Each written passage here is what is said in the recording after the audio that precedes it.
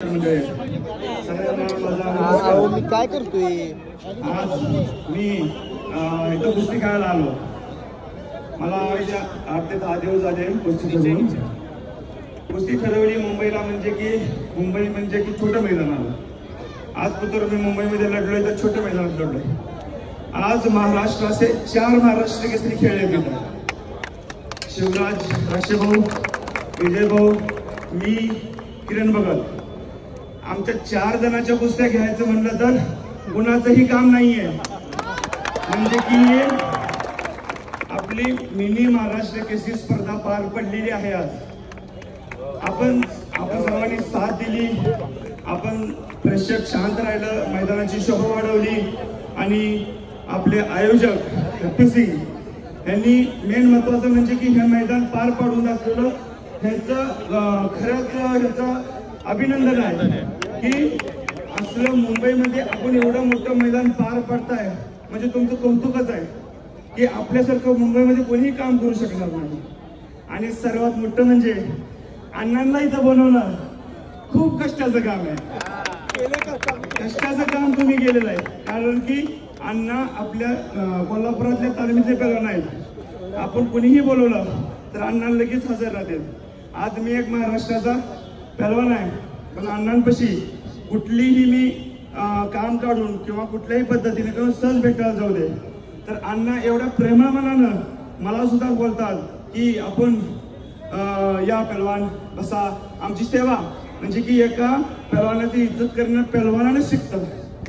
ते कुणाचंही काम नाहीये. आणि या प्रेक्षक म्हणजे एवढं आपण सर्वजण एवढ्या उशीर थांबलायचा कुस्ती बघायला.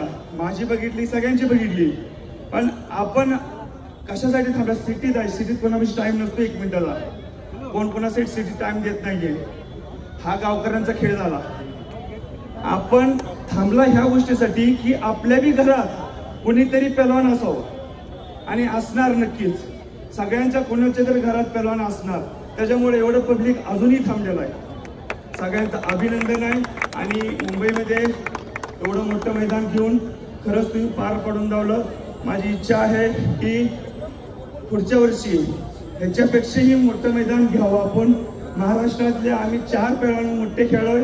आपण महाराष्ट्रातले सगळे मोठे पैलवान खेळू. इथं सगळ्या तालमीतले मोठे पैलवान आपल्या इथं खेळले पाहिजेत.